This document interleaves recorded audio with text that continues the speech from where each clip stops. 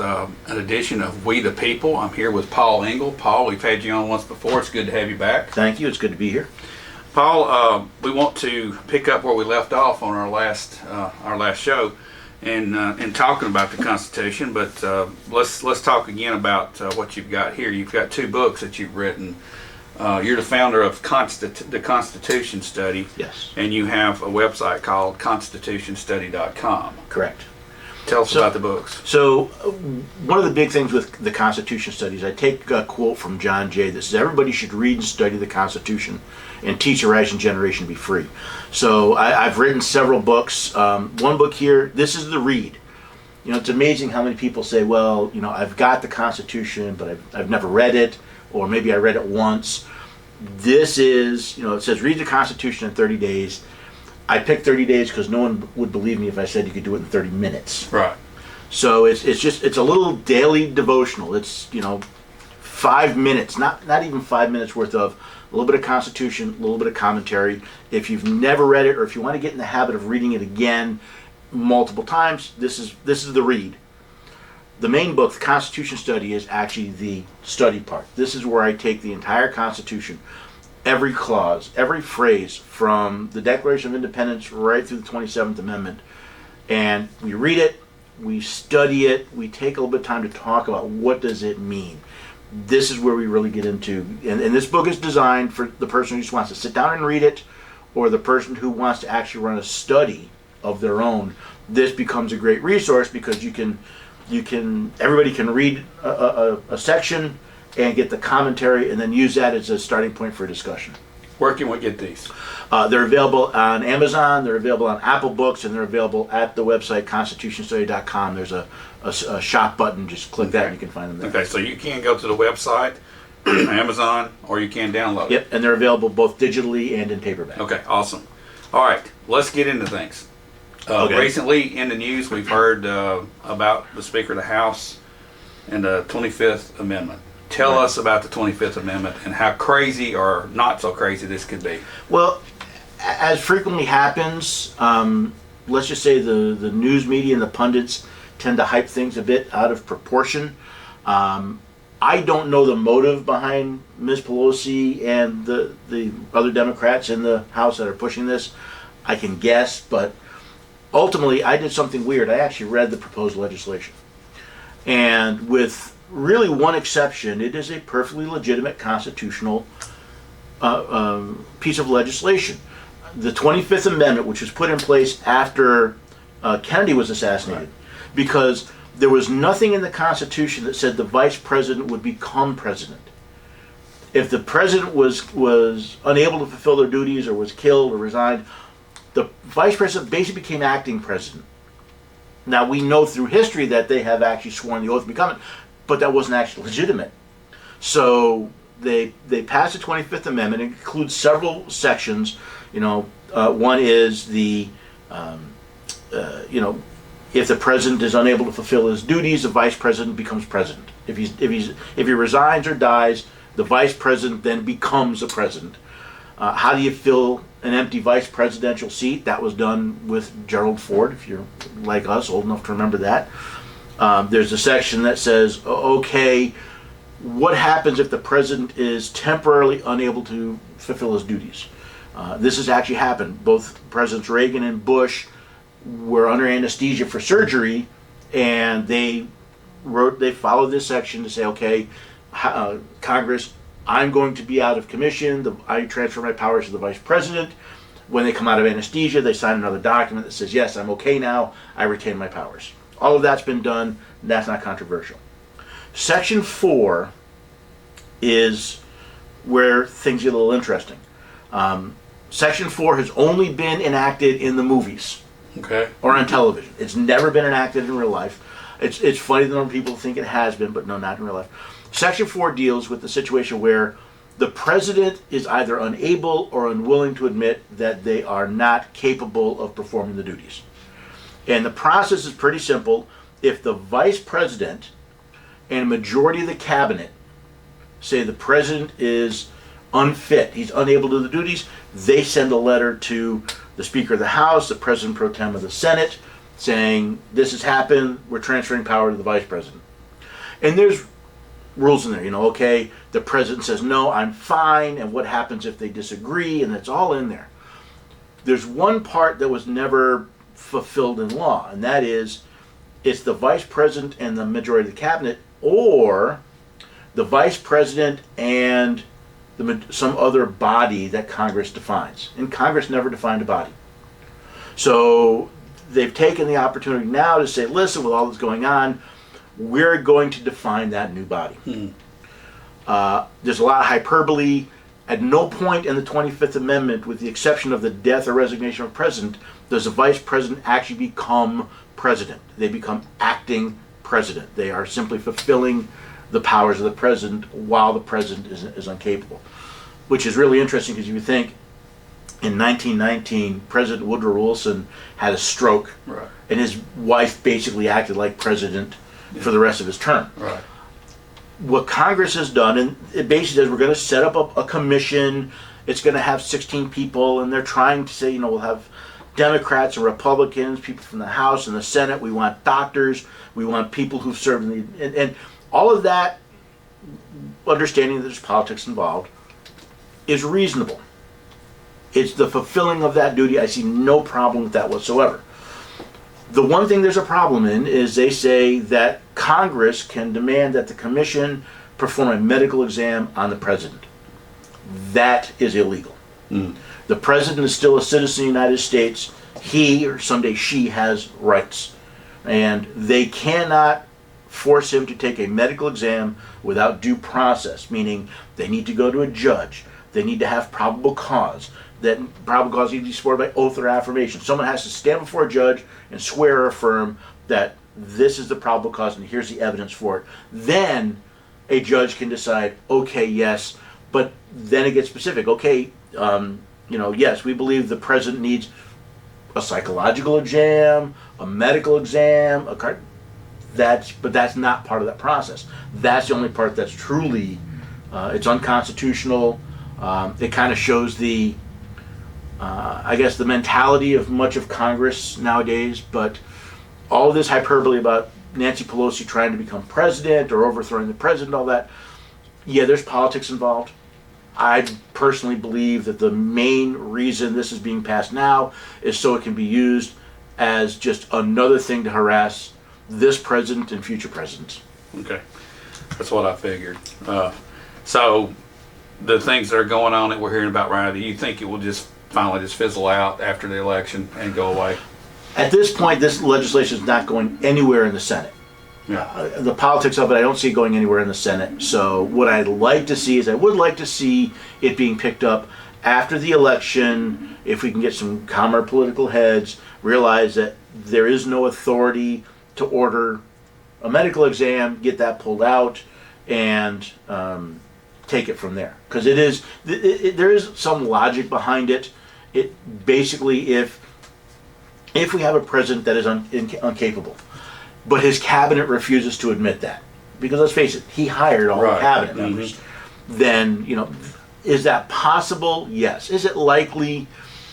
I don't think so, but having another body that could say, you know what, we think there's a problem, and that would not be a bad idea. All right. Well, let's pause now and take a quick break from our sponsors, and we'll be back to talk about another subject.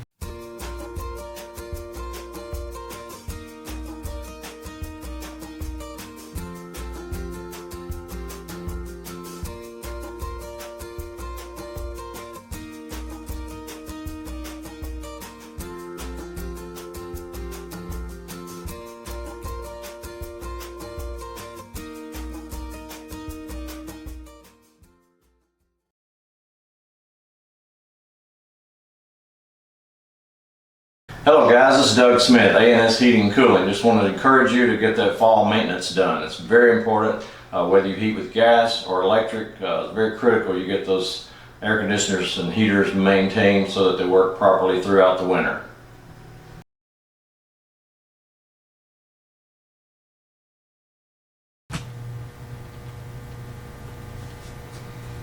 Okay, Paul. One other question for you, Okay. and I know we've talked about this a little bit before. With the COVID pandemic around, we have seen a lot of governors and mayors in larger cities and even smaller cities come out with mandates. Whether it be stay at home, some businesses deemed not necessary or unessential, mask mandates, different things, different orders have come down.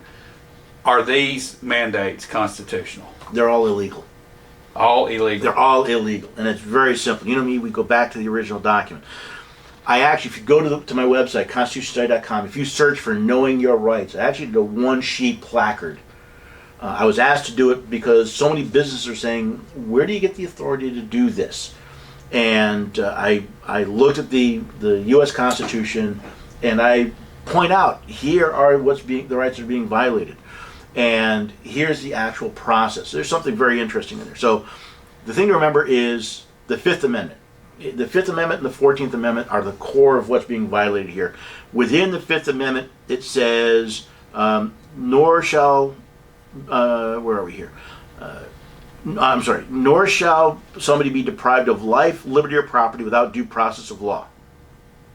Now, there's a couple words we talk about a lot, but we don't always use. Right? Due process. Due process is defined as, well, it comes from the words due, meaning what you're owed, Right. and process, meaning a process of doing things. It is defined by the Free Legal Dictionary as a process that protects the rights of the individual. If the mask mandates, which a lot of came out, the mask mandates, these were the stay-at-home orders. These all deprive people of liberty. You have a right to go out and about in public however you wish, as long as you are not a danger or infringing on the rights of another. There's no restriction. But the government has to prove that first. That's where you get back to the Fourth Amendment and probable cause and warrants and all that. So if there's a situation where someone tests positive for COVID and the government says, okay, we're going to put you under quarantine, here are your restrictions, you have to stay at home because I have probable cause that you specifically are a danger. They tell everybody you have to stay at home. That's called house arrest, right? Your person is being violated. Same with the mask mandates. You can't be forced to wear a mask. Now the problem is most people don't know this, so they simply follow along. They don't read the Constitution. They don't understand it. They don't know what their rights are. They don't recognize when they're violated. I was up in Murfreesboro several weeks ago, shortly after they passed their mask mandate, and let's just say the organizer of the event said if the police show up, they're sending them to my table because I had my little placard. Now the other thing to remember is business shutdowns. Right. Your business is your property. If the government comes in and says, we're going to shut you down without due process, right? They've deprived you of your business, not just your livelihood, which is part of your property is your business. It's the livelihood you derive from that. And in fact, James Madison did an excellent essay on property. I did a webcast on it 2-3 weeks ago, if anyone wants to check it out on the website. So these business shutdowns deprive you of property. Oh, by the way, where does the government get the authority to tell you your business is not essential? Because your business is essential to you. Right. If you don't have that business, you don't feed your family, you don't pay your bills, right? It's all ridiculous. But here's the best part, and this is the part that I want everybody to remember. These violations of your rights are not simply unconstitutional. They are illegal. Article 6, Clause 2 says the Constitution is the supreme law of the land. It supersedes federal law, it supersedes state law, it supersedes state constitutions. So when the state constitution says, okay, the legislature can write a law and the law creates an Emergency Power Act, they can't violate your rights. And every judge at both the state and federal level is required to support that. But it goes even farther. There's a law in the books, 18 U.S. Code 242. It is a federal crime for someone to deprive you of your rights protected by the Constitution under color of law. That means these governors, these mayors, and these police officers are committing federal crimes. Not simply take them to court and sue them. I mean, have them charged. It is the sentence is 1 year, a fine, and up to 1 year in jail. Wow. Now, did you see the video of the lady at the football game who was tased? Yes. That was, force was used against her. That officer is subject to a fine and up to 10 years in jail because he used violence, he used force to do this. By the way, if she was injured or if someone should die under this, that's life in prison. But Wow. we don't know this. We sit back and say, somebody should sue. Really, what somebody should do is these people should pick up the phone and call their local FBI office and say, I want to press charges. These people have committed crimes. Lawsuits have their place, and they should be used. That's how you get compensation for what was done. The problem is you've got a government agency called the court that is putting you against another government agency. Right? The ref works for the other team. Right. Now, the FBI works for they're a government agency as well, but how many times do you think these governors and these mayors wanted to announce that that are criminal charges are filed against them before they're going to start thinking twice about what they're doing? Now, here's the question I have.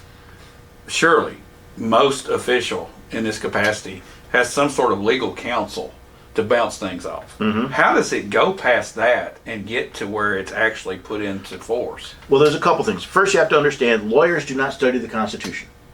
I've asked dozens of lawyers, and I've yet to have one that said, yes, they actually study the Constitution. They study constitutional law, which is the opinion of other judges.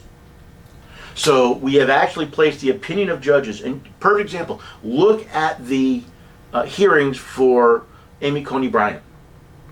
She's not being asked her opinion about the Constitution as much as being asked about precedent, stare decisis. Will you uphold the opinion of judges even if it violates the Constitution? And I've got an article I'm working on that shows a perfect example of that. That'll come out in a week or two. But the other problem we have is this criminal idea of what's called limited immunity, or there's a special immunity. That if you break the law while committing, while doing your job for the government, unless a court has already said that's a no-no, they will not charge you. The courts have literally said that a law enforcement officer in the middle of a legal arrest recklessly discharges his firearm, kills a family pet, and wounds a child, but could not be held accountable because of this immunity, this specialist limited immunity, which to me is criminal. And in fact, if you go back to the Declaration of Independence, one of the reasons we declared independence was because we had officers, military officers at the time, we had officers that were brought before courts and just said, yeah, don't worry about it, go ahead. Wow. Gave them the same immunity. We're doing exactly the same thing that caused a war 244 years ago. So, bottom line, the mandates are not only unconstitutional, but they are illegal. They are illegal, but that means nothing until people are brave enough to stand up and say, no, I will forget this civil disobedience. This is peaceful noncompliance. The Constitution says this is illegal. Both Alexander Hamilton and the Supreme Court has said an act that is contrary to the Constitution is void, empty of no value. Therefore, I am not going to sit for a law that is both void, that is criminal or illegal, and that violates my rights. That is not being a disturbance. That is, I'm not going to comply with an invalid law. And when one or two people do it, it maybe makes the news. When dozens and hundreds of people do it, that's when people start changing their mind. Right. We get thousands of people across the country to start saying, no. Not simply, okay, I won't pay attention until the law shows up. I mean, no. And be willing to be like the McCluskeys or like the hairdresser in Texas and say, no, I'm not going to bow the knee to this illegal law simply because you say so. Right. And that takes a lot of guts. that takes a lot of chutzpah. That takes not chutzpah. It takes a lot of backbone, and I think the American people we need more people with the backbone who are willing to say no. Well, Paul, very interesting stuff today. Let's get together again and continue this. Thank you. Folks, thanks for watching, and we want to thank our sponsors, First Bank and A&S Heating and Cooling, for allowing this show to take place. Thanks for watching, and see you soon.